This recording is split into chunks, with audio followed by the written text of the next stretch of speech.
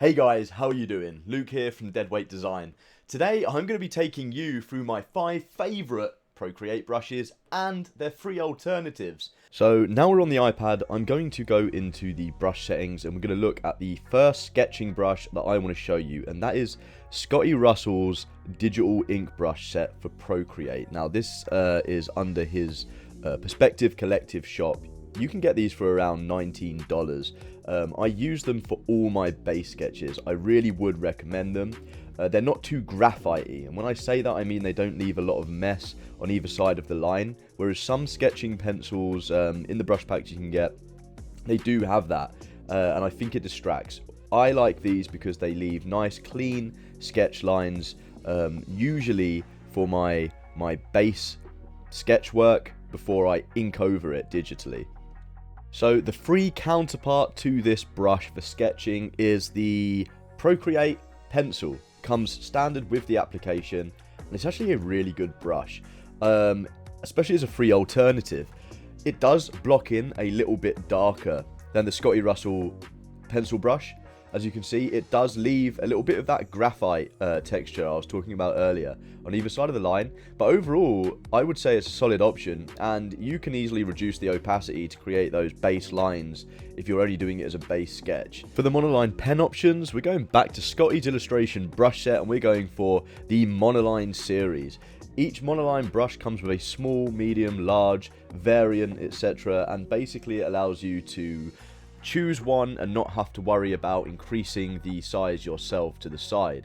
I like this because it means consistency across the illustration. They're really clean lines, and I feel like they really work for outlines, especially for the illustrations that I go for. Its free counterpart is the monoline brush that comes with Procreate. Now this is just a singular brush, and to increase or decrease the line weight you do have to do that manually, which means it might not be as consistent because the likelihood of you getting the same line weight 100% if you edit it is quite low.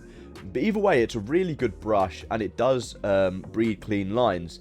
The only thing is, I do think it comes out a little fuzzier than Scotty's brush set, but it's a really good alternative, and again, it does come free with the application. But considering that, I think it works really well. Now, for the brush pens, we're going back again to Scotty's illustration brushes. I really do love this set, if you couldn't already tell.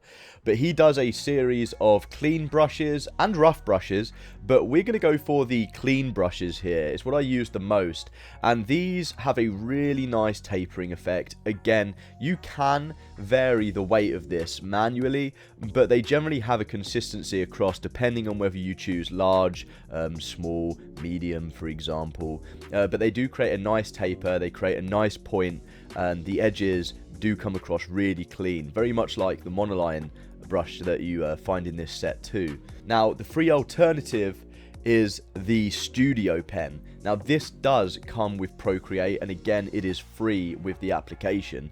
The Studio Pen is great. It is very similar in its structure and its capabilities. The only thing I'll say about the Studio Pen is it tends to have quite a varied line weight depending on the pressure you put down on the iPad. Now, this isn't too bad if you're aware of it, but if you accidentally just put that little bit too much pressure in, you could end up with a very thick middle to your tapered line, for example, or the end might not look quite right. So it might just ask for a few redos before you're happy with the line you've put down. Otherwise, it is a solid brush. I would recommend it, and I was using it for a long while before I did purchase the Perspective Collective illustration brush set. So moving on to texture and shader brushes, this is a brush set I've only just started recently using, but I would highly recommend it, and that is the Gal Shear high quality texture brush set. Now, I think these are currently going for around $18. The texture I use the most from this set is paper. I think it adds a really nice effect, but there are a range of textures. You have sand, concrete, asphalt, textile, sugar, jeans, paper, and stone. They're all really good textures, and they can really help create a nice shaded effect on your illustrations and drawings. They can even boost a sort of like a 3D effect to a 2D illustration. Textures don't seem to repeat on themselves, and you can use them at varying sizes. I would say if they get too small, then it doesn't look quite right, but generally a mid brush width to a high brush width, and they look really good. Now, when it comes to the free alternative, you have a few options, but the one that I would recommend is the noise brush. Now, this comes with Procreate. Again, it comes with the application. It's free. And it has a very similar-ish effect to the paper brush. I mean, with the noise brush, in my opinion, it can look like it repeats every now and again. Otherwise, it's solid. It's a solid choice, and it can help create those really nice shaded textures. So, moving on to the final brush pack I want to cover, and that is stippling. I don't often use stippling, but if I'm going for a black, sketchy line work style of illustration, I do feel stipple brushes help to boost that look, and they save so much time instead of you putting in each individual dot. So the paid pack that I like to use for stippling is the classic Procreate illustration brush pack from Retro Supply. You can get this for around $25. It comes with a multitude of brushes, but the one I'm going to cover is the stippling brush. The reason I love this stippling brush is because when you lay it down, it doesn't repeat the stipples. It looks like it's a smooth flowing process rather than a pattern, and you can vary the brush width, the brush weight, sorry, and it still looks good at most weights. Again, maybe going too large, it can look a little unnatural, but it's a solid brush, and considering the other brushes you get with the pack, I would say it's well worth the money. So the free alternative to this is the Seamless Team Stippling Brush Set. You can find this on Gumroad, and I will include a link for it down in the description. This is a fantastic brush set, especially for free. I'll be honest, I feel like if I'd found this before I found the classic Procreate brush set, then I may have gone for this instead. However, I would like to point out that I didn't buy the classic Procreate brush set just for the stippling. It's just something I found myself using because it was there. But with this Seamless Team Stippling brush set, it gives you a variety of brushes to choose from.